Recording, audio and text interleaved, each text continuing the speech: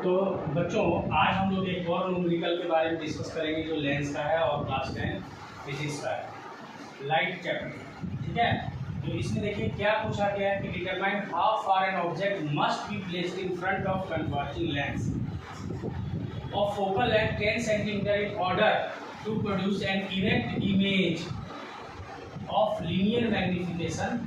तो erect image कब बनता है, और ये हमारा क्या पूछा गया है कि ये एक कन्वर्जिंग लेंस के सामने में कितनी दूरी पर हम लोग एक जो है वस्तु को रख दें कि जिससे उसका इरेक्ट इमेज बनेगा, यानी हमारा सीधा इमेज बनेगा, उल्टा नहीं बल्कि सीधा बने और उसका मैग्निफिकेशन हमारा 4।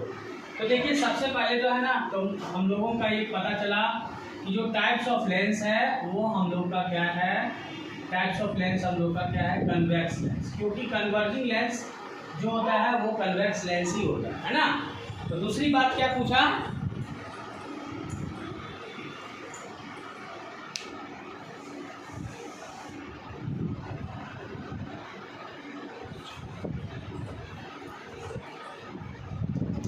यहाँ सबसे पहले ना हम आपको फिगर बना के बता रहे हैं कि देखिए ये हमारा कन्वेक्स लेंस है और इसका जो ऑप्टिकल सेंटर ये होता है, दो इसमें फोकस होता है F1 वो है, ठीक है, और दो सेंटर ऑफ कर्वेचर होता है 2F1 और 2F। देखो जब हमारा ऑप्टिकल सेंटर और फोकस के बीच में कोई भी ऑब्जेक्ट होता है तो उसका सीधा इमेज बनता है, बड़ा इमेज बनता है। ये जो क्वेश्चन है वो हमारा ऑब्जेक्ट कहाँ रखना है, तो फोकल लेंथ से पहले, फोकल लेंथ से कम दूरी पे रखना है, यानी फोकल लेंथ जो भी आएगा, ठीक है, फोकल लेंथ हमारा 10 सेंटीमीटर आ रहा है तो 10 सेंटीमीटर से कम हमारा जो है ना सो वस्तु की दूरी हो।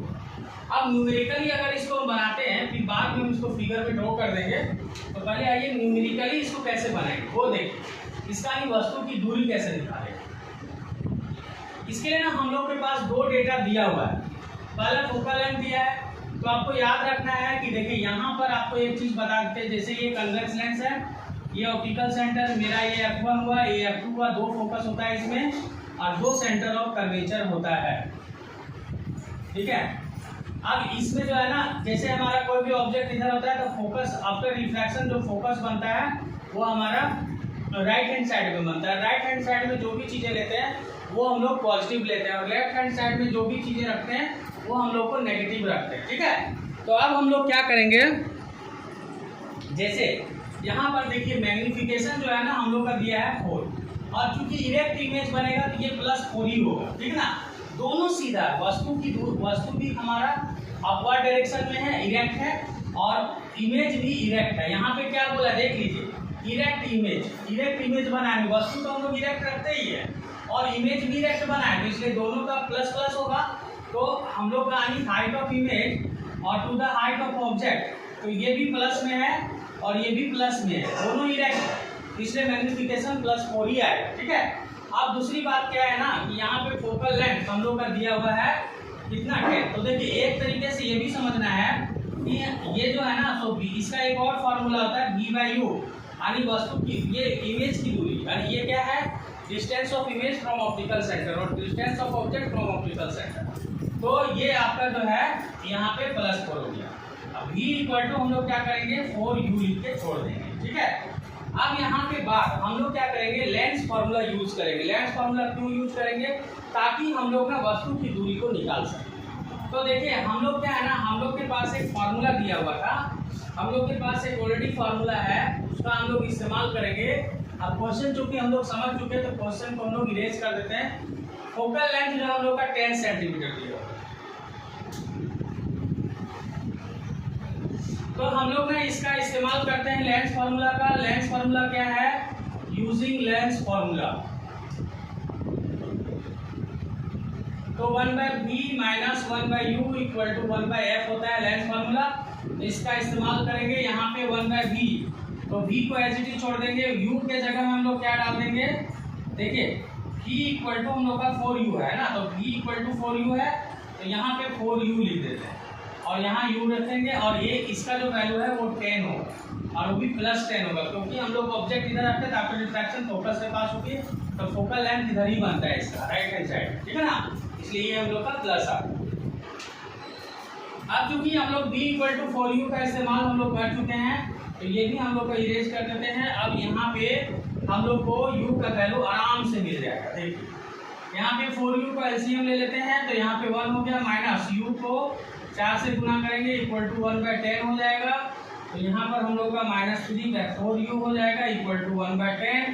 तो u यहाँ गुना करते हैं तो क्या क्या आएगा वैल्यू देखिए, u का जो वैल्यू आएगा 10 या 30 -30/4, यानी इसको गुना कर दें, इसको डिवाइड करेंगे तो 4 7 28.5। एकदम एग्जैक्टली मेरा आंसर सही है, क्योंकि u का वैल्यू हम लोग को फोकल लेंथ से कम ही लाना था। तो ये हम लोग का u का वैल्यू -7.5 सेंटीमीटर आया।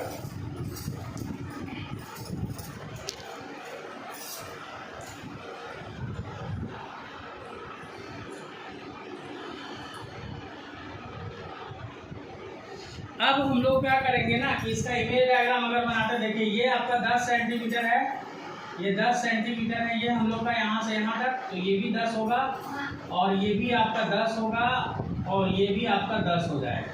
ठीक है, तो फाइनली हम लोग ऑब्जेक्ट को यहाँ रखते हैं, जिससे ये डिस्टेंस आपका देखिए इस तरह से आपका एक जाएगा। आफ्टर रिफ्रैक्शन के बाद ये चूँकि आगे आपका एक ऑप्टिकल सेंटर से हम लोग ऐसे पास करते हैं, तो ये पीछे की ओर नहीं मिलेगा, क्योंकि जो है ना दोनों इस तरह से आगे बढ़ रहा है। ये हम लोग का हमेशा आगे की ओर ही, ये नॉन पैरेलल है, तो नॉन पैरेलल है तो आगे नहीं मिलेगा। ये हम लोग को किधर मिलाना है, आगे जा करके ये मिलेगा। तो यहाँ पे इमेज जो है ना हम लोग का यहाँ पे बनेगा। ठीक है, अगर इमेज डिस्टेंस भी लाना चाहते हैं तो न्यूमेरिकली भी ला सकते हैं। देखिए 7.5 को आपको कहाँ से मल्टीपल कर देना है, 4u आया था, याद होगा v इक्वल टू हम लोग का 4u था। तो इमेज डिस्टेंस भी देखिए आपका क्या होगा -7.5, तो हम लोग का हो जाएगा -4 × 20 4 × 28 और 2 30, कितना हो गया 30 सेंटीमीटर के आसपास आ रहा है।